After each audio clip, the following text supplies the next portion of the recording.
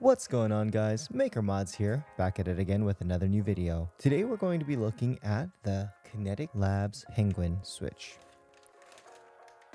The Penguin Switch is a tactile switch that is supposed to be similar to Ergo clears, which are Cherry MX clears with lighter springs. These have specifically 67-gram springs. They're 5-pin switch, PCB mount, 67-gram spring.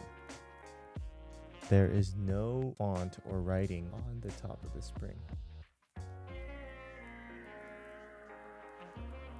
I wanted to do something a little different because I have a lot of switches that I could review, and I wanted to build a database of switches so that you would, as my audience, would be able to make a good buying decision when it came to what switches you should use in your build and comparing switch A to switch B. And I've noticed throughout the years, especially in recent years, there have been an explosion, just so many new switches. I feel like every day there's a new switch or 5 coming out in various Discord servers and group buys, China only, Taobao, AliExpress, all the different mechanical keyboard stores, and they're moving away from just straight up JWK or Duroc recolors, and so it's pretty cool. I think it's a great time to be part of the hobby, but there can be a lot of choice paralysis because you don't really know at the end of the day, especially if you're a newcomer into this hobby. And if you are, welcome.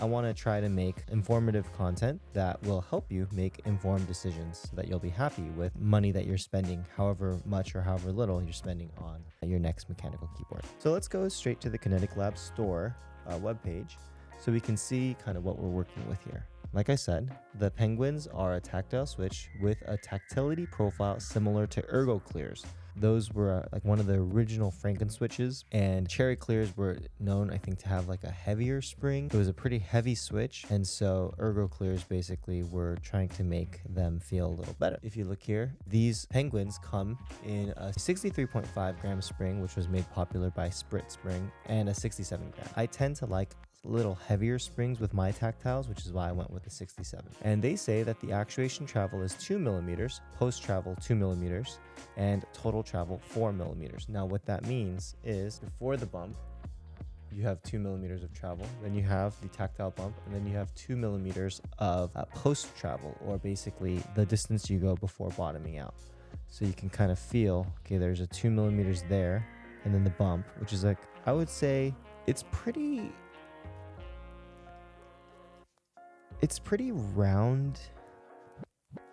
There's this very odd tapping sound coming from my upstairs neighbor, and so I apologize if that's getting picked up on the video right now. I would describe this tactility as very pleasant. I am really enjoying this.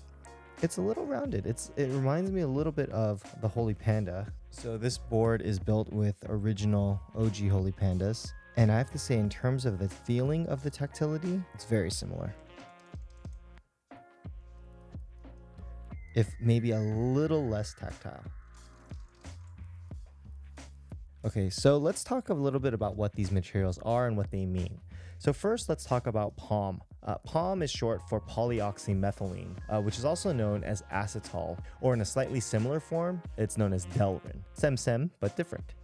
And the benefit of POM is that it's got high abrasion resistance and extremely low coefficient of friction. On a side note, Cherry switches, which probably most of us would have the most exposure or experience with, are made of POM. So the black Cherry housing is made of POM. So now let's talk about the top material. So PC is short for polycarbonate, which is another plastic. We hear polycarbonate a lot when it comes to case material or maybe even a plate material. And polycarbonate is generally going to have a nice acoustic property, which is why polycarbonate is used. Now, here we have a polycarbonate top because it's going to have a better acoustic sound, and the bottom is made of nylon for probably a similar reason. Now let's talk about this weird acronym UMWP, which is short for ultra high molecular weight polyethylene. Now it's used in everything from like prosthetic limbs to DIY body armor, but it's pretty new in terms of mechanical keyboard material. According to 1UP Keyboards, UMWP is desirable because it has an even lower coefficient of friction than POM. And as far as I could find, UMWP was first brought into the mechanical keyboard mainstream with round 2 of the C3 equals tangerines, or tangies, which were produced with a full UMWP housing. Invir, who designed the Holy Pandas, also created umwhoop stems, which were reviewed pretty highly by the community. Yeah, so that's the material. So basically you have a palm stem, which is going to be really smooth, polycarbonate top and nylon bottom, which are going to make the Switch sound good, and they've got small amounts of the umwhoop material, which makes it smoother. One thing that I thought was pretty interesting was that they include 78-gram springs for the space bars and mods, because many people will prefer a heavier spring, especially for the space bar. Now Cherry, would put, for example, in their keyboards that had Cherry MX blacks, they would put like a Cherry MX green for the space bar, which would be a lot heavier. And so it's personal preference. I've never personally found the need to put like a heavier spring on my mods and space bars, but it's nice that Kinetic Labs gives you the option. And I also personally prefer the fact that it's not factory lubed. Now let's talk about this spring real quick. As I'm like rapidly pressing this, I am hearing some spring ping. And what I wanted to do for my Switch reviews was actually build my normal tester keyboard, get a feel for it. Just kind of put that sound test out there, because I'm going to be doing this for every Switch that I will be reviewing from here on out. So once again, this is the Van keyboards. What's it called again? The Kinu or the Kiru or something like that. I don't remember exactly. Oh, the Mizu. Honestly, I don't know. Unfortunately, Evan decided to shut down the Van keyboards. But so anyhow, I'm gonna be building this keyboard with these switches. All right, guys. So here is the completed build, and let's do a sound test with a typing test.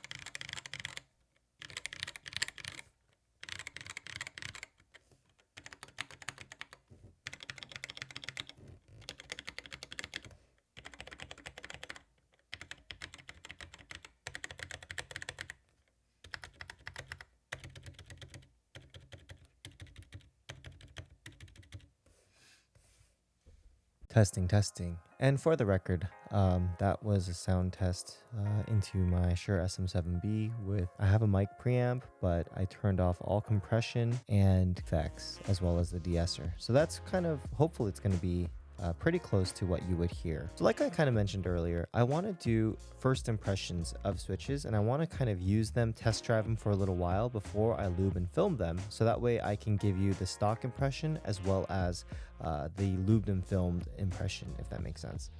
But I just wanted to say once again, thanks a lot guys for all your feedback and support. It is really just so astounding that there are hundreds of people in this world that care about what I have to say about mechanical keyboards and gaming stuff, and it's really awesome. I'm humbled and I'm thankful. So once again, thank you so much. If you made it this far, I'll see you all in the next video.